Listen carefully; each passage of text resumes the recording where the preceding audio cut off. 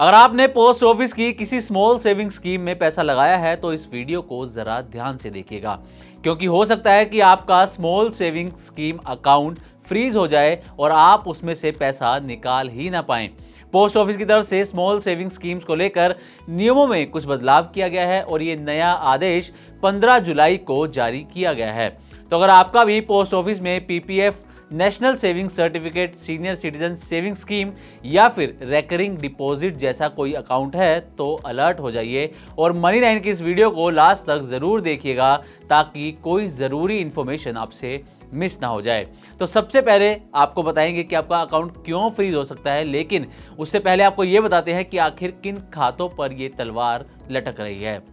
इनमें पहला नाम आता है पब्लिक प्रोविडेंट फंड यानी कि पीपीएफ का, रेकरिंग डिपॉजिट आरडी का, टाइम डिपॉजिट टीडी जिसे कहते हैं हम, monthly income scheme MIS, national saving certificate NSC, senior citizen savings scheme SCSS और किसान विकास पत्र यानी कि केवीपी।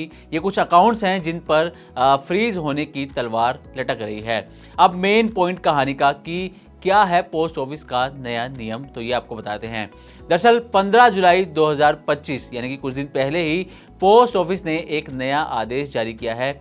इसके तहत अब हर साल 2 बार यानी कि 1 जनवरी और 1 जुलाई से एक प्रक्रिया शुरू की जाएगी जिसमें उन सभी स्मॉल सेविंग्स अकाउंट की पहचान की जाएगी जो मैच्योर तो हो चुके हैं और पिछले 3 सालों से इनएक्टिव पड़े हैं। यानी ना तो ये अकाउंट बंद किए गए हैं और ना ही इनको आगे बढ़ाया गया है, ना ही इनका जो इन्वेस्टमेंट पीरियड जो है वो आगे बढ़ाया गया है। इन खातों को अब फ्रीज कर दिया जाएगा, यानी ऐसे खातों से आप कोई भी लेन देन नहीं कर पाएंगे, ना इसमें पैसा जमा कर पाएंगे, ना ही इससे पैसा निकाल पाएंगे और ना ही कहीं पैसा ट्रांसफर कर पाएंगे। अब सबसे बड़ा सवाल ये भी है कि आखिर अकाउंट फ्रीज होता क्या है, कैसे ये अकाउंट फ्रीज होता है। तो आपको बता दें कि जब कोई अकाउंट फ्रीज होता है तो इसका साफ मतलब ये है कि आप उस अकाउंट से पैसे नहीं निकाल सकते, इसके साथ ही आप नया पैसा भी जमा नहीं कर सकते उसमें, और इसके अलावा ऑनलाइन ट्रांजैक्शन, डिजिटल सर्विस सब कुछ इसमें बंद हो जाएगा। यानी कि अकाउंट एक तरह से अस्थायी रूप से इनएक्टिव हो जाता है और अकाउंट से जुड़ी कोई भी एक्टिविटी संभव नहीं होती। ये फैसला ग्राहकों की सुरक्षा और उनके पैसों की रक्षा के लिए लिया गया है ताकि कोई भी इनएक्टिव अकाउंट का गलत इस्तेमाल ना कर सके। अब हर साल कब कब ये प्रोसेस होगा ये भी एक बार जान लीजिए। अगर आपका भी पोस्ट ऑफिस में कोई स्मॉल सेविंग्स स्कीम्स का अकाउंट है तो हर साल 2 बार, जैसा कि हमने बताया, कि स्मॉल सेविंग्स अकाउंट की पहचान होगी। इसमें जो पहली बार होगी वो होगा 1 जनवरी से 15 जनवरी के बीच, और जो दूसरी बार ये प्रक्रिया होगी वो होगी 1 जुलाई से 15 जुलाई के बीच। इस दौरान पोस्ट ऑफिस सभी इनएक्टिव और 3 साल से बिना अपडेट के पड़े अकाउंट्स की पहचान करके उन्हें फ्रीज कर देगा। अब अकाउंट अगर आपका फ्रीज हो गया तो उसे आप क्या दोबारा चालू करवा सकते हैं और कैसे चालू करवा सकते हैं ये भी जान लीजिए। तो अगर आपका अकाउंट फ्रीज हो गया है तो आपको घबराने की जरूरत नहीं है, आप इसे फिर से चालू करवा सकते हैं, लेकिन इसके लिए कुछ ज़रूरी दस्तावेज और प्रोसेस पूरा करना होता है। फ्रीज अकाउंट एक्टिव करने के लिए आपको पहले अपने नज़दीकी पोस्ट ऑफिस जाना होगा। वहाँ पर आपको फ्रीज अकाउंट की पासबुक देना ज़रूरी होगा। जो भी आपका अकाउंट है जिसे फ्रीज कर दिया गया है उसकी पासबुक आपके पास ज़रूर होनी चाहिए।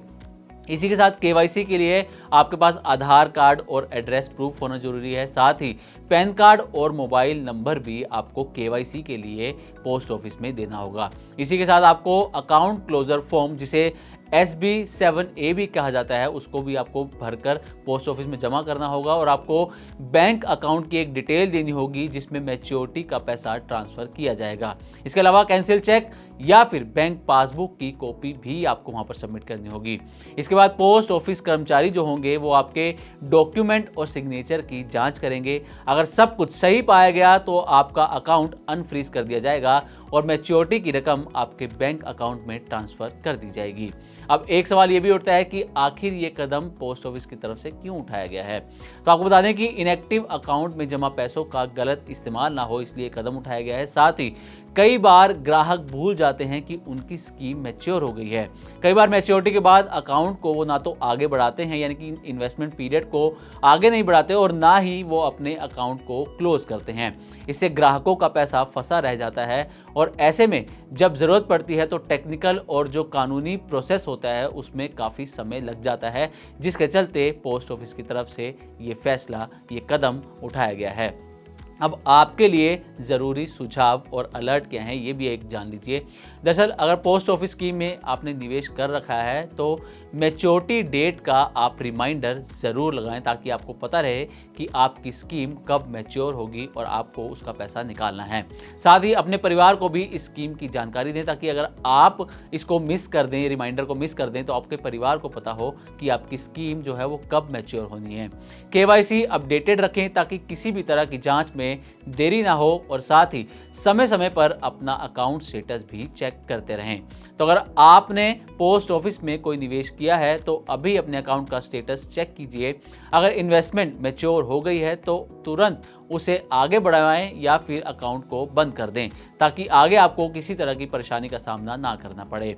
तो उम्मीद करते हैं कि हमारी तरफ से दी गई जानकारी आपको अच्छी लगी होगी। इसी तरह की और भी वीडियोस के लिए देखते रहें मनी9 और सब्सक्राइब करें हमारा चैनल। साथ ही बिजनेस और पर्सनल फाइनेंस से जुड़ी तमाम खबरों को आप हमारी वेबसाइट money9live.com पर भी पढ़ सकते हैं।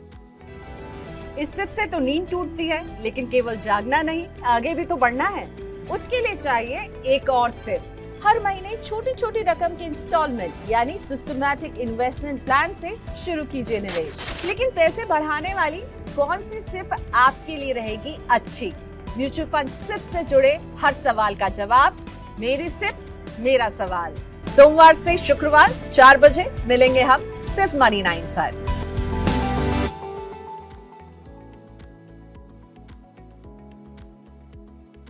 मनी9 लाया है मेंबरशिप प्रोग्राम मनी9 प्राइम।